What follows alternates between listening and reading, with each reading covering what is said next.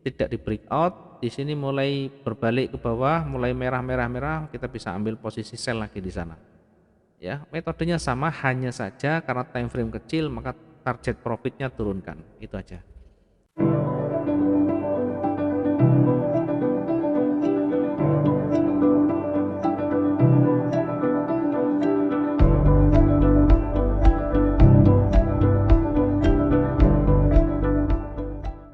Kemudian selanjutnya kita akan bahas nomor 3. Sekarang kita bahas ke candlestick. Yang ketiga yang banyak ini adalah candlestick. Candlestick ini cakupannya banyak sekali. Ya, kalau teman-teman nanti betul-betul memahami cara membaca candlestick yang baik, kemudian banyak menerapkan, banyak mengambil semua sisi hikmahnya dicatat, kemudian ada kesulitan, kekurangan di sana dicatat, nanti akan ada koreksi di sana. Dan ini yang sangat menentukan. Ya, candlestick yang kita pakai adalah candlestick lilin. Ya, candlestick yang seperti lilin ini. Ya, bukan hanya yang garis-garis tapi yang pakai yang lilin. Kemudian cara membaca candlestick banyak sekali. Cara membaca candlestick ya ada banyak cara. Yang pertama saya membaca karakter dulu ya. Cara baca karakter,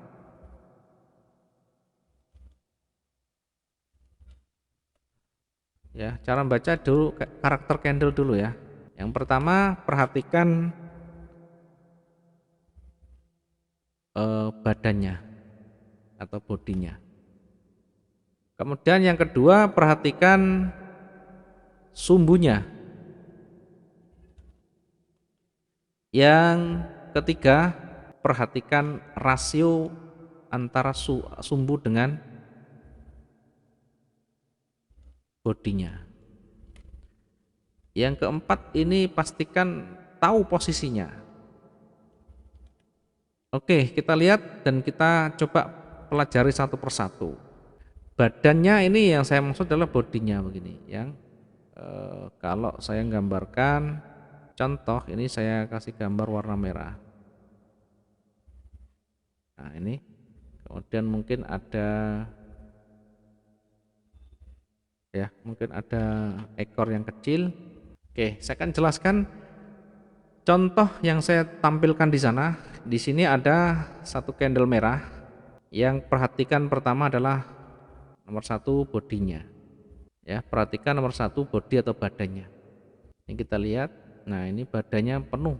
Artinya badan penuh ini adalah momentum tren yang kuat. Momentum tren yang kuat. Kemudian kita perhatikan yang kedua adalah sumbunya. Ya, sumbunya ini mengindikasikan sebagai penolakan. Ya, artinya kalau misalkan di bawah merah ini ada penolakan, artinya buyer ada di sana. Penolakan buyer ada. Sehingga sudah muncul kekuatan buyer meskipun hanya sedikit, meskipun hanya kecil.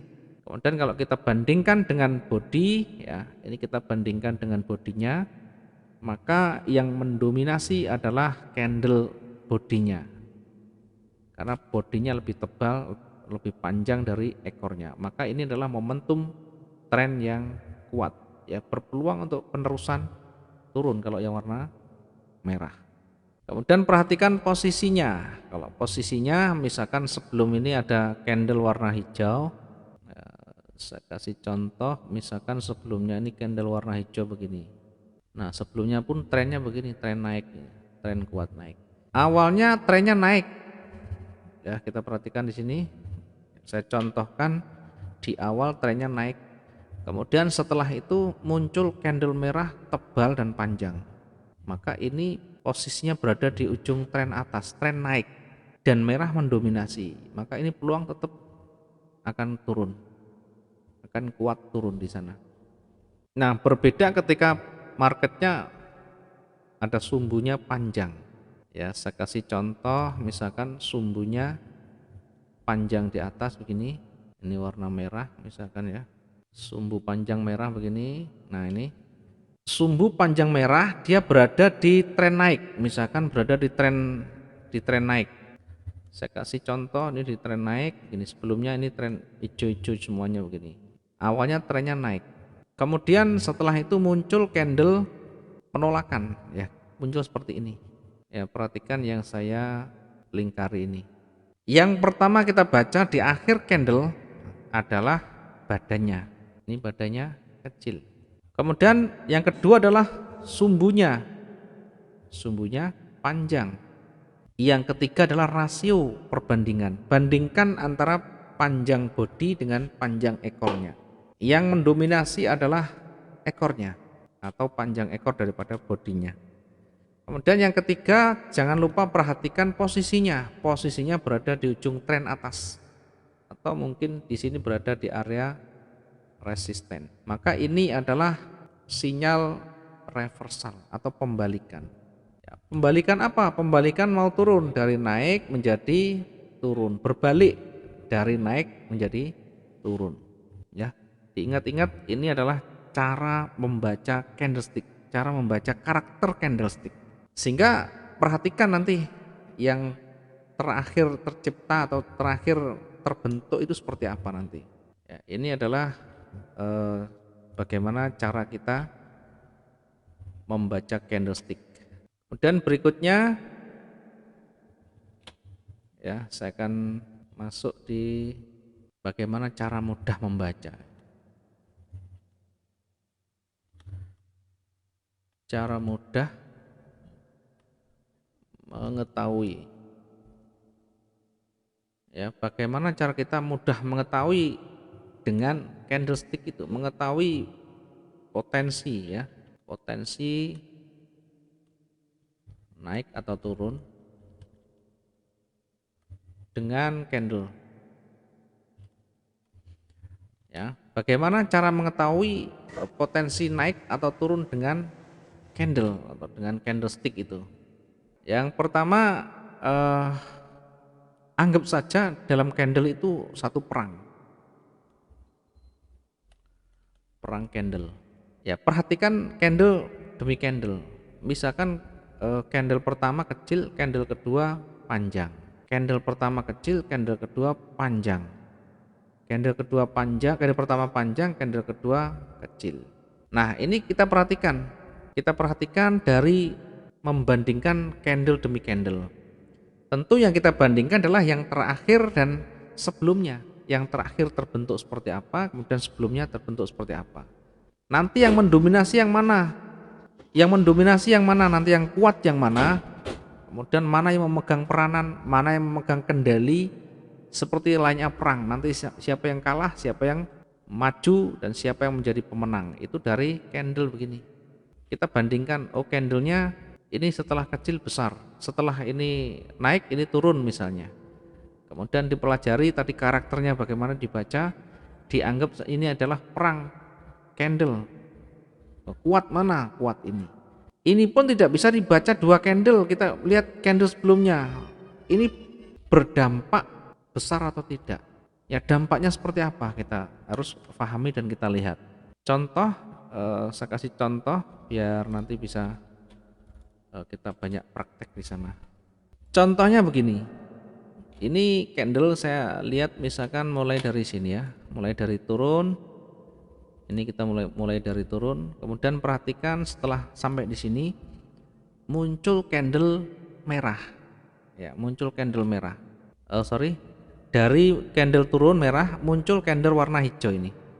Artinya kita bandingkan candle merah dan hijau, kuat mana? Kuat hijau atau panjangan hijau. Kemudian jangan hanya dilihat dari perbandingan, kita lihat dampaknya, pengaruhnya terhadap tren yang ada. Kemudian dilihat ini berapa banyak yang memberikan petunjuk lain yang memperkuat posisi hijau. Karena awalnya tren turun, muncul candle warna hijau. Kemudian dilihat berapa banyak yang memperkuat.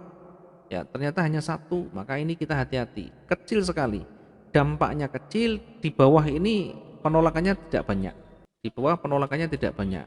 Akan sangat berbeda ketika ini sudah mulai berjajar, ya, kemudian merahnya turun lagi, namun demikian masih berada di atasnya hijau. Kemudian dari merah yang terbentuk ini, merah terbentuk dimakan habis oleh hijau. Perhatikan hijau yang muncul dampaknya. Dampak hijau yang ditimbulkan ini bahkan bisa melampaui dari garis rejeksi sebelumnya. Artinya tidak bisa dibaca dari satu candle ini saja. Perhatikan pergerakannya mulai dari awal di sini, dari mulai hijau di sini. Mulai di sini hijau, mulai berjajar. Meskipun ada merah, tetapi merah ini masih kalah dengan hijaunya. Kalau digabung masih kalah dengan hijau yang ini. Kenapa tidak ambil yang panjang, yang terdekat dari running, kemudian dilihat dampaknya. Dilihat dampaknya di sana.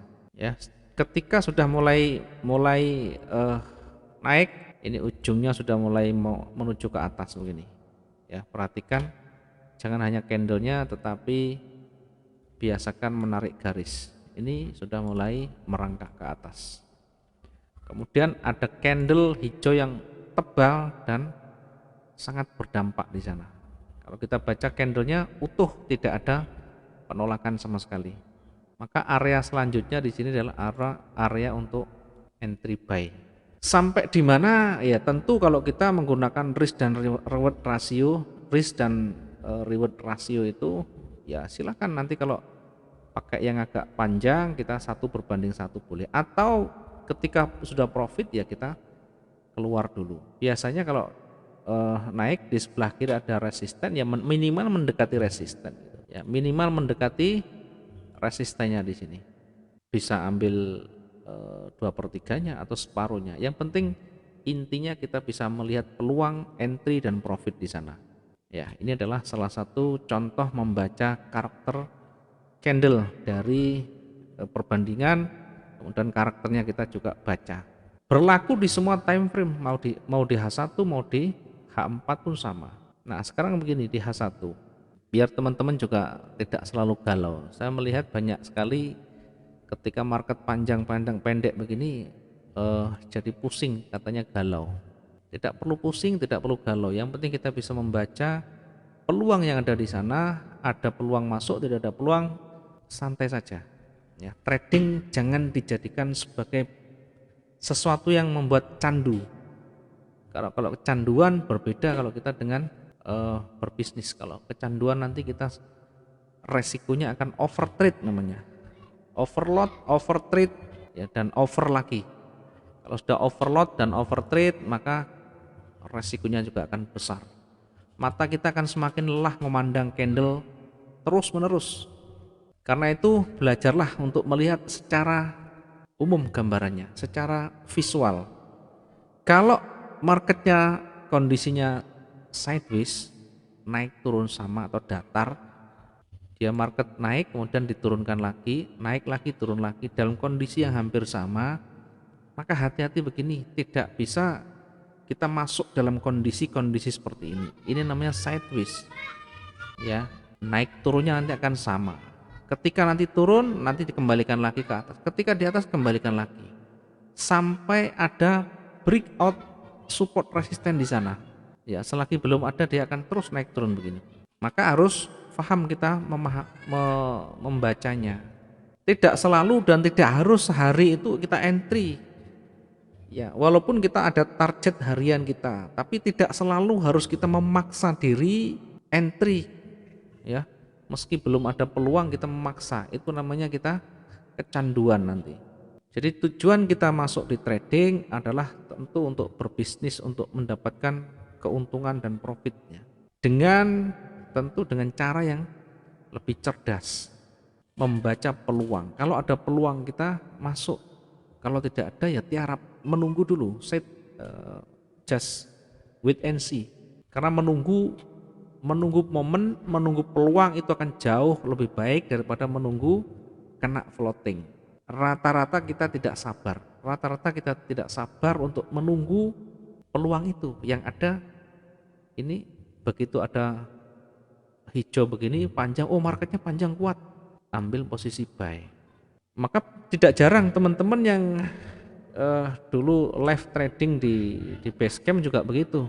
Belum apa-apa sudah, Pak ini sudah mau buy, ini mau sell, ini mau buy, mau sell. Kalau model-modelnya seperti itu, maka selamanya tidak akan pernah nanti menemukan peluangnya. Karena peluang tidak bisa kita paksakan. Selagi peluang itu tidak memenuhi syarat, maka jangan dipaksakan. Ya, sama halnya dengan trading. Kalau trading bersama begini, saya sebenarnya pengen sekali ya kita teman-teman nanti saya live bareng itu. Tapi masalahnya begini, gaya trading saya adalah gaya trading sniper dengan teknik high risk, dengan lot yang besar dan resiko yang tinggi. Saya tidak butuh waktu lama untuk menunggu di market. Artinya bukan menunggu momennya, menunggu untuk floatingnya.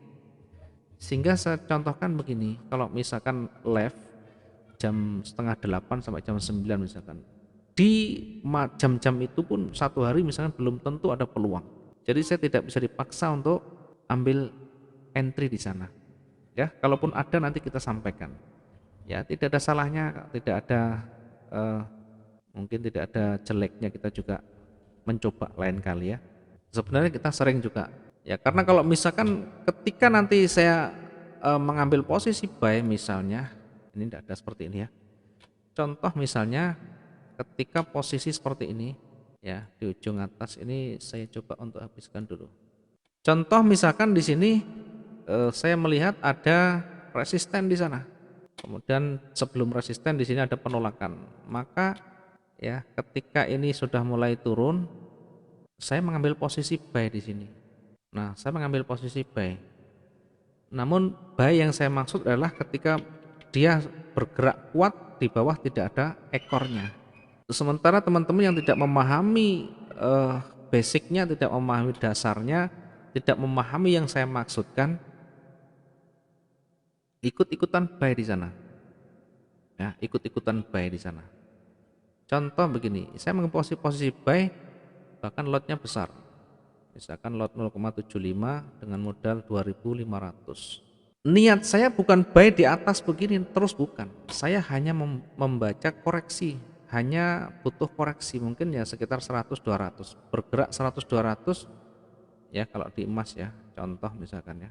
Ya, karena kita selalu menggunakan ini sebagai pasangan yang kita pakai. Ya, contoh misalkan di atas di sini ada resisten, saya mengambil di atas itu ada resisten di sana, maka bagi saya ini akan banyak turunnya. Tetapi karena kondisi sideways sangat berat kita untuk dapatkan yang maksimal, maka yang saya gunakan tentu hanya monitor, melihat.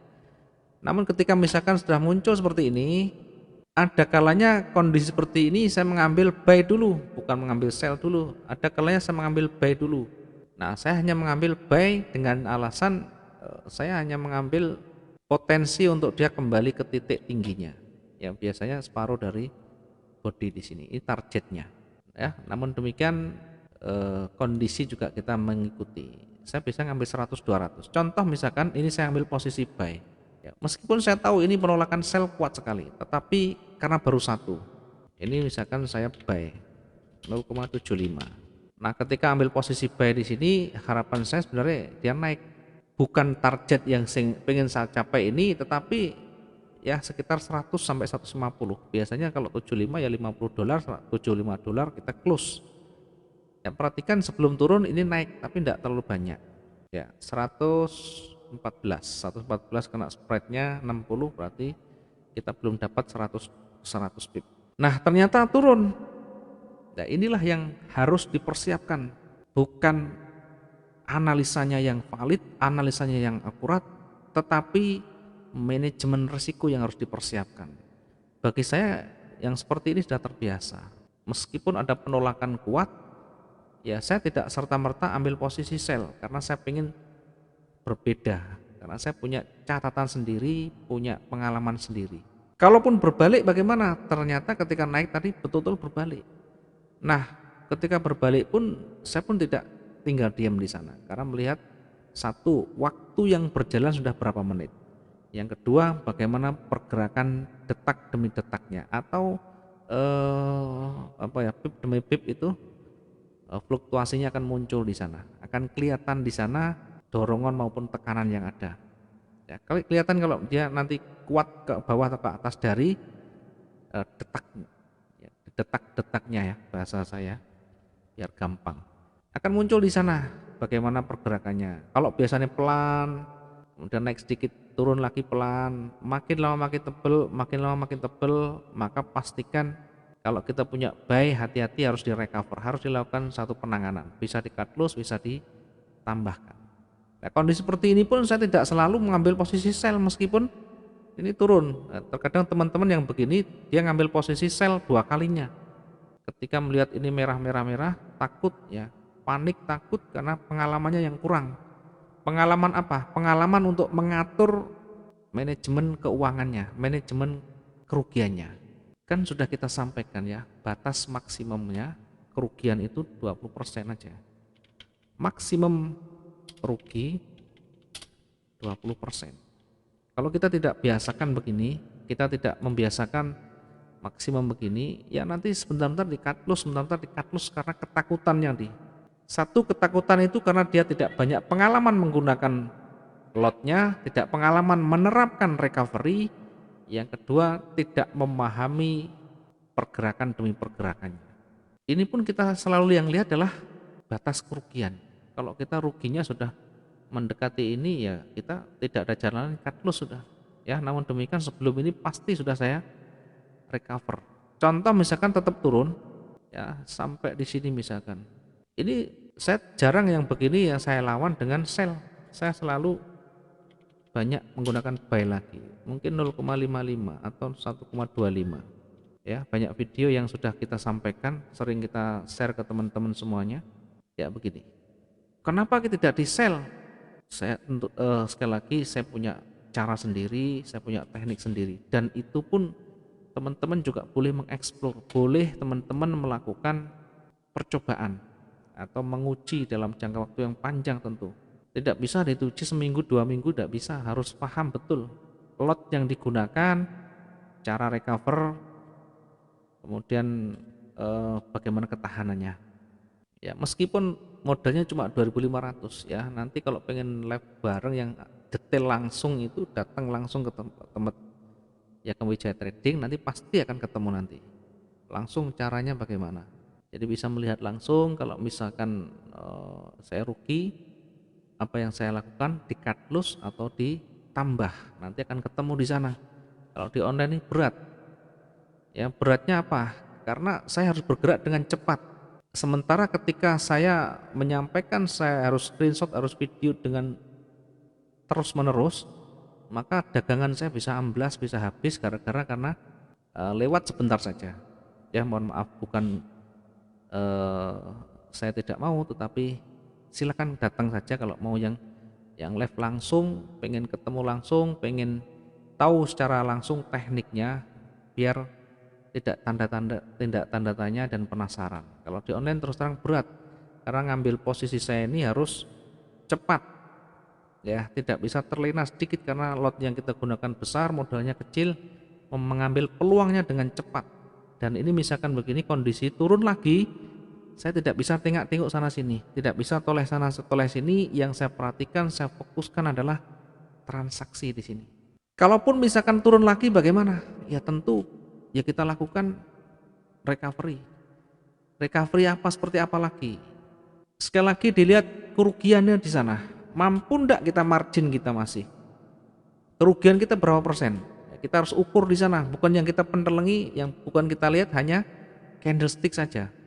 Bukan hanya transaksi yang sudah ada, tetapi perhatikan batas maksimum kerugian di sana.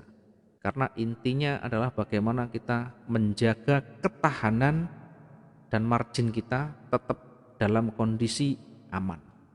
Ini harus banyak dipraktekkan. Ya, saya sering begini, yang ini bahkan yang turun begini turun lagi ternyata. Maka kalau saya melihat kerugiannya sudah mendekati 20%, ini pasti saya habisi salah satu atau salah duanya bahkan. Jadi recovery tidak harus selesai saat itu, bisa saja nanti setelah jamnya atau setelah candle ini selesai. Tidak masalah dirugikan di awal. Yang terpenting adalah ketenangan psikis atau ketenangan mental kita ketika sudah tidak punya transaksi. Kalau tidak bisa diselesaikan ya mau gimana lagi. Saya juga pernah yang begini. Tapi sering juga terjadi ketika di sini saya masuk di 1,25 buy 1,25, kemudian yang atas sendiri saya kurangi. Ya tentu melihat kemampuan nanti ketahanannya. Saya selalu melihat bukan di sini tetapi di angka kerugian. Saya hapus satu, saya jadikan begini. Sehingga kalau ini setelah ini naik saja segini ya, naiknya yang hijau ini kan naik begini ya. Ini 293. Yang bawah kita profit 293, 293 pip. Berarti kalau kita menggunakan lot 1,25, oke kita coba untuk biar nanti banyak paham di recovery ya. Oke, ini saya contohkan yang pipnya 293 dikali lotnya 1,25 ya. Kalau teman-teman mengikuti gaya seperti ini tanpa perhitungan, tanpa memahami konsepnya, hanya ikut buy saja, maka saya pastikan pasti hancur pasti sudah. Saya kasihan kalau yang begini nih. Itu kenapa saya tidak mau live bareng kemudian nanti mengikuti yang saya lakukan. Sekali lagi yang saya kerjakan, yang saya analiskan belum tentu sesuai atau belum tentu searah dengan marketnya. Nah di sini kalau tidak cukup ilmu, tidak cukup pengalaman kita melakukan recovery, maka pasti nanti akan rugi besar. Ya, sementara saya sudah keluar duluan, saya bergerak dengan cepat bisa dengan recovery seperti ini. Ya, ini 1,25. Ya, contohnya berapa dapatnya? 366. Jadi yang di bawah 366, sekian. Contoh begini. Kemudian yang di atas masih rugi. Yang di atas ini bukan rugi ya. Ini kalau mungkin kalau rugi tidak banyak ya. Pas ini. Ya, anggap saja ini rugi spread ya. Berarti rugi 60 misalkan, 60 pip. 60 dikali 1,25. Ya, anggap saja rugi spreadnya ini. 60 kali 1,25 berarti 75 dolar. 75 dolar. Ya, misalnya di sini adalah minus 175. Nah, sementara yang di atas tadi selnya buy-nya adalah 0,75. Sampai di sini 239. 239. Lotnya 0,75. Sorry ya, sampai ke bawah berarti ya. Saya cut loss tadi ketika mengambil posisi, artinya misalkan di sini ya. Kita hitung ke sini. Yang kita cut loss dari atas ke sini. 525. 525 dikali lotnya adalah 0,75. 393. Ya, yang di atas ini minusnya 393. Yang paling ujung tadi yang buy dengan lot 0,75 ini ruginya adalah minus 393. Oke. Nah, sekarang kita hitung dari kerugian dan profit kita hitung dulu. Yang ruginya dulu kita hitung yang atas 393, kemudian ditambah rugi yang berikutnya 75. Maka rugi saya adalah 468 dolar. Ya, rugi saya total kalau dihitung 46 dolar. 400 berapa tadi? 468 min 468 dolar. Ini rugi kita adalah 468. Sementara profit kita hanya 1. Ya, 366. Ya tinggal ngurangi saja. Kurangi 366. Ya, paling tidak kita menghemat, paling tidak kita meminimalkan kerugian itu 100, tinggal 100, minus 100. Minus tinggal 100. Ini adalah bagian dari recovery, bagian dari penyelamatan. Jadi tidak harus selalu di cut loss, tidak harus. Kita bisa menambah, bisa mengurang. Ya inilah fungsinya kita manajemen resiko. Recovery ya begini. Kalau mau yang cepat-cepat instan ya SLTP begitu. Nanti akan jadi lingkaran setan SLTP begitu. Ya namun demikian kita juga menghargai cara apapun yang dipakai oleh trader, ya termasuk teman-teman semuanya. Yang paling pokok, yang paling penting mampu meminimalkan kerugian itu, kemudian mampu memaksimalkan profitnya. Sekali lagi ya, nanti kalau Kalau teman-teman mau live bareng ya silakan, ada komunitas banyak, nanti kita datangi ke sana, kita live boleh, live bareng-bareng. Disitulah nanti terlihat kalau kita diundang, bahkan 1 hari penuh kita bisa live di sana. Kalau di online sangat berat sekali ya, karena kalau online dari pagi sampai sore belum tentu dapat apa-apa. Kalau nanti live-nya jam setengah 8, kemudian waktunya juga mungkin tidak banyak, terbatas ya, seperti tadi gambarannya. Kalau nanti saya buy, saya kasih petunjuk buy di sana, kemudian yang saya maksud adalah mengambil koreksi sebentar, kemudian ternyata marketnya turun. Nah, kalau tidak diimbangi dengan kemampuan manajemen risiko yang baik, maka yang terjadi hanya mengharap dan menunggu. Oh, buy-nya nanti bakal buy kok. Suhunya mau buy, ini berarti mau buy. Belum tentu, sekali lagi, saya pun sama.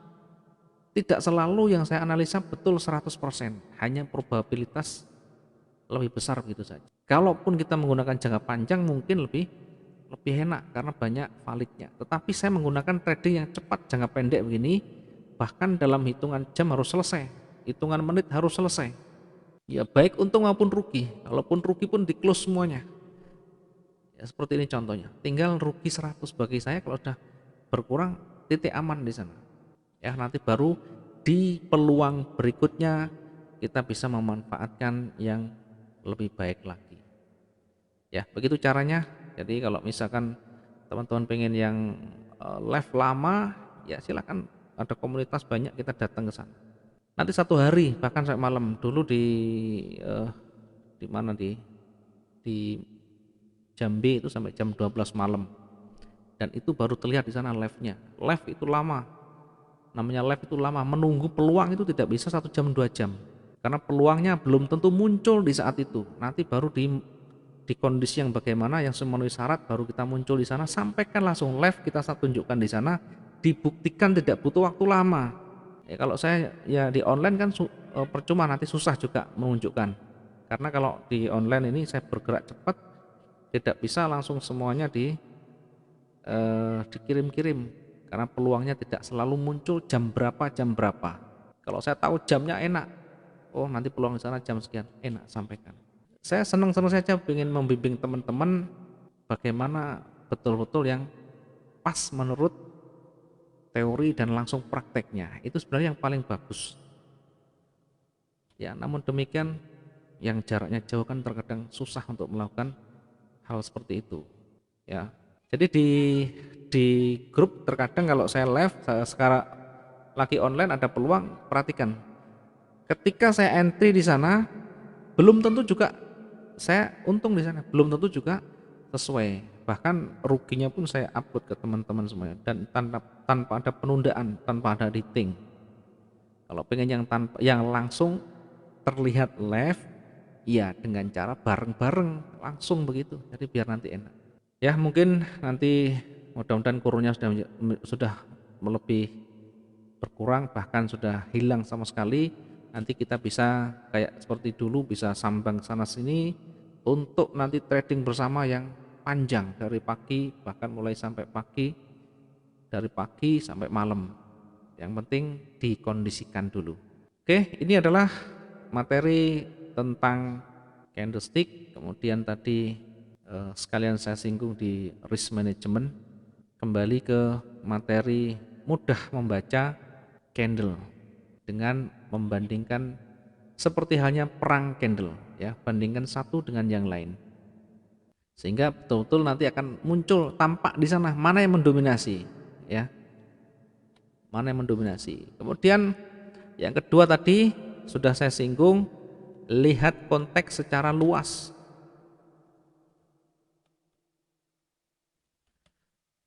Lihat konteksnya secara luas. Sekali lagi tidak bisa dibaca dengan 2 candle. Baca sebelumnya itu tadi. Posisinya bagaimana?